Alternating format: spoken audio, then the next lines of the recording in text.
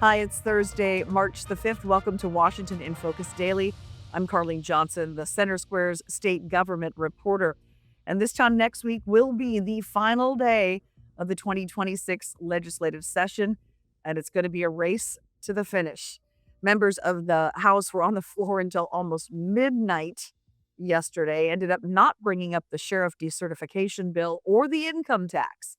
And we're going to get into the latest on that bill in today's episode.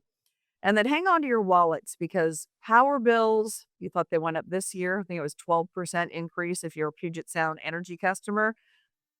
The utility is now asking for a 30% rate increase by 2030. And a large part of the reason they justify for needing that large rate increase is clean energy projects and mandates from the Climate Commitment Act. Didn't probably have to explain that to you. You probably figured that out already. And then a massive data breach at the Department of Licensing, which has triggered what could be ultimately a gigantic class action lawsuit. Turns out everybody in the Department of Licensing system may have had their personal ID and information compromised by hackers. This lawsuit alleges DOL also knew about this for years, knew how bad it was, knew they were getting repeatedly hacked, but may have wiped it under the rug. That's the allegation, anyway, in this lawsuit. So we're going to get into all of that in today's episode. All right, starting with the income tax bill, Senate Bill 6346. And I was watching House action late into the evening, wondering if the bill was going to get pulled onto the floor. It did not.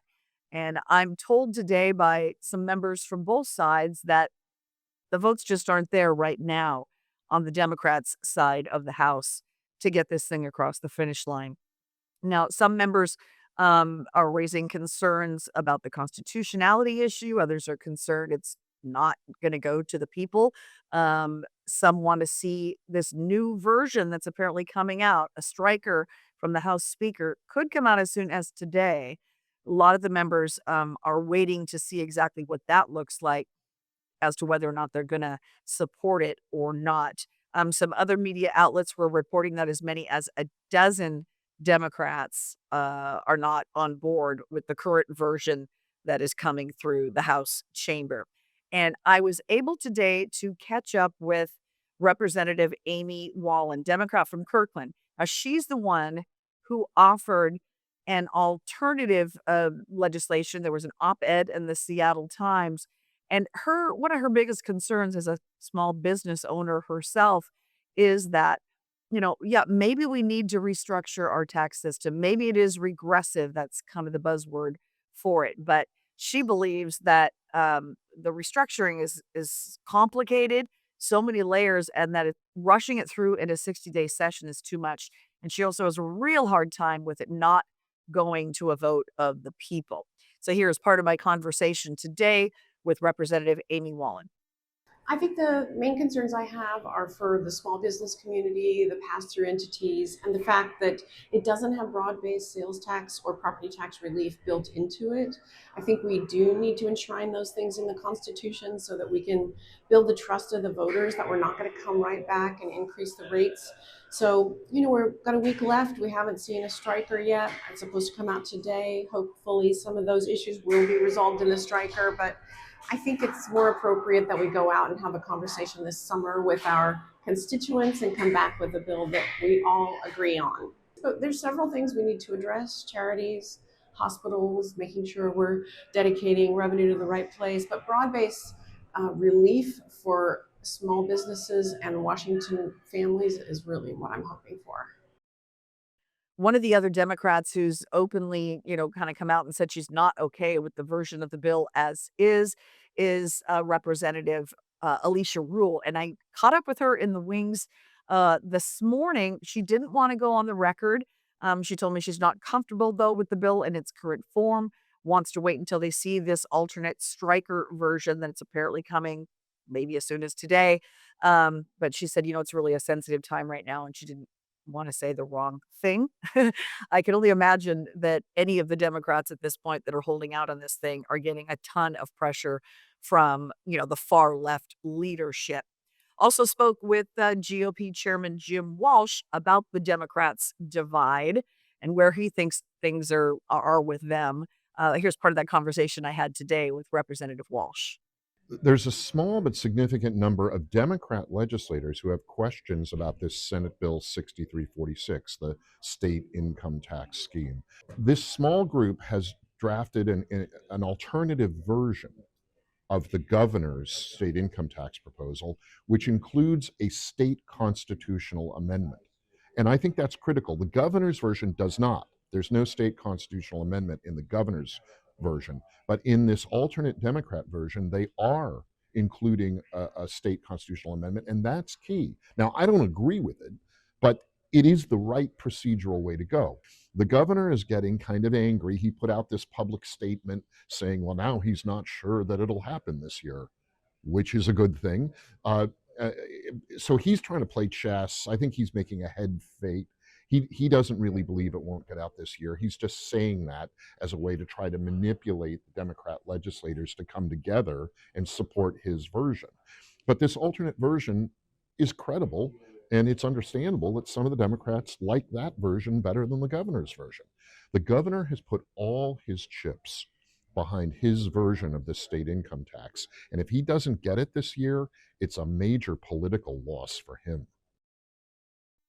Now, remember, with 59 seats in the chamber, Democrats can only afford to lose 9 votes and still pass this bill. Republicans are uniformly opposed to this thing. There's not going to be a single Republican member in any form for this bill that they would support it. So they need every Democrat um, or at least all but 9 of them to get on board with whatever version ends up coming through. So we're watching that. I promise to bring you daily updates.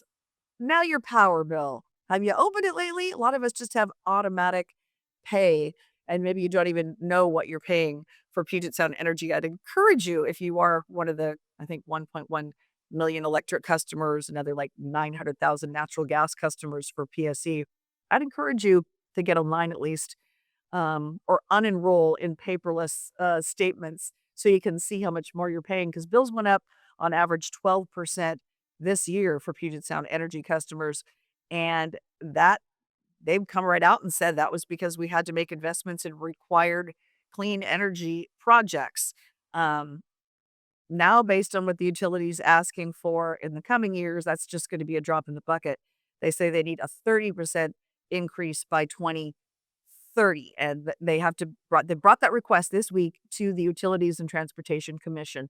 UTC has to sign off on this, but as long as it's justified, and PSC says we're simply complying with state law, we've got a lot of strain on the grid from all these data centers and AI.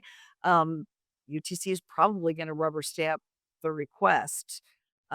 We've got some folks that are pretty upset about that. I want to read you part of the emailed statement I received yesterday from Melanie Kuhn with Puget Sound Energy, because I really pressed her. I said, so 30% more after 12% this year. So you're talking 42% increase in just about a 4-year span of time that you're saying you need. I said, how much of that is because of, the Clean Energy Transformation Act, CETA, and the CCA, the Climate Commitment Act? And this is what she told me. She said, customer rates increased January 1 of this year, driven in large part by cost to comply with the Climate Commitment Act on the natural gas side and increased power costs for electric customers as a result of PSE needing to purchase more renewable energy and replace energy from legacy coal providers under the Clean Electricity Transformation Act. So that was right there in an email from them saying, your bills are going up, and it's in large part because of mandates from the state. I spoke today with Representative Mary Dye, Republican from Pomeroy. She's the ranking minority member on the House Environment and Energy Committee, and she's been pushing back on all of these clean energy mandates for years, as well as the massive wind and solar farm projects that now blanket much of central and eastern Washington, destroying those once beautiful landscapes. And so here's what Representative Dye told me today about this PSE rate request. They have increased energy poverty by these policies.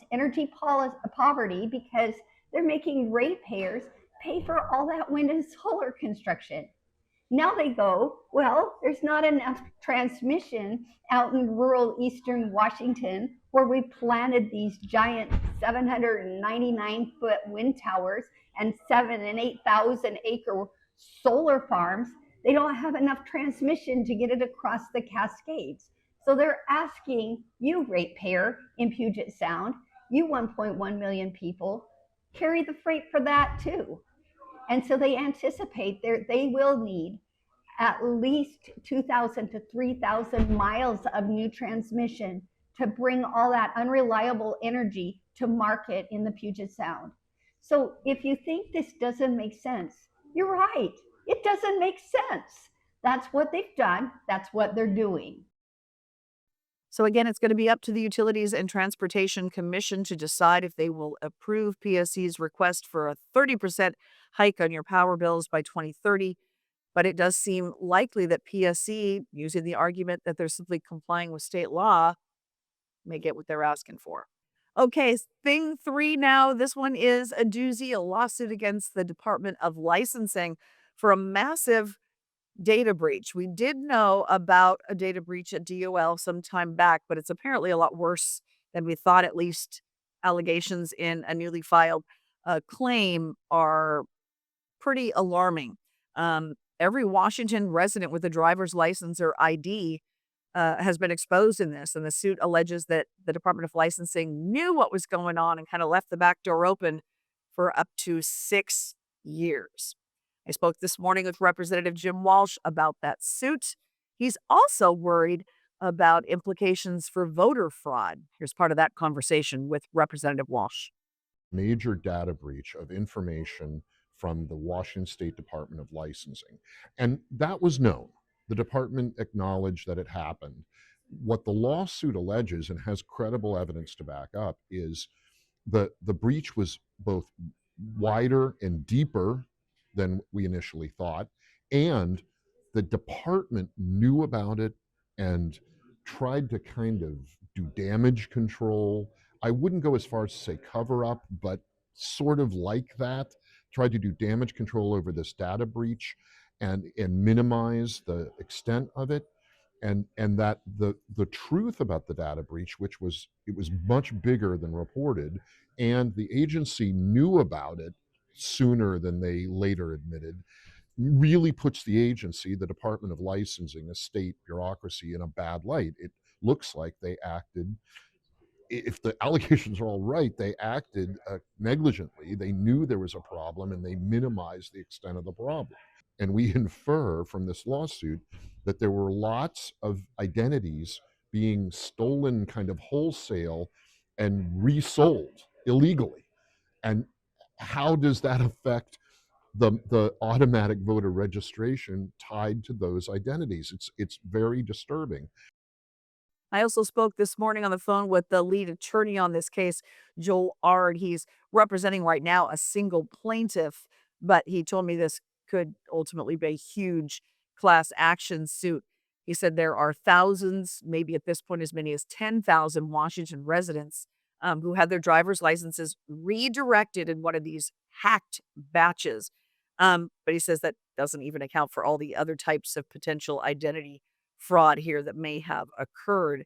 And again, he alleges that DOL knew about this for years. He calls that the most egregious part. In fact, he told me, this is what he said. He said, DOL is supposed to give notice within 45 days of discovering, a hack like this, a data breach, like your identity may have been compromised. The lawsuit alleges that the very first investigative file on this goes back to 20 is dated 2019 and involves several hundred misdirected licenses. But he says actually their digging has found that the problem goes back to Labor Day of 2018 all the way up to the second week of February 2025. A big giant alleged period of time that the Department of Licensing knew about this and didn't put security procedures in place to ensure that it couldn't continue to happen. I did reach out to the Department of Licensing for comment on this, forwarded the allegations. They're obviously aware of the suit. I didn't even receive a response via email. Um, the attorney, Joel Art, also told me that I think he said it's 60 days from the time that this was filed for DOL to sort of officially respond.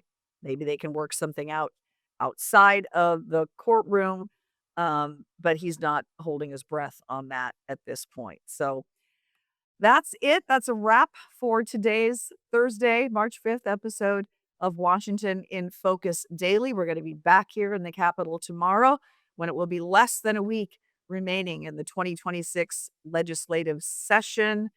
I'm telling you, it's fast and furious. These guys are barely sleeping. Several members I saw today told me they'd had 1, maybe 2 hours of sleep last night, and I don't expect to get much more until this session comes to a close March 12th. So thanks again for watching. Have a great day.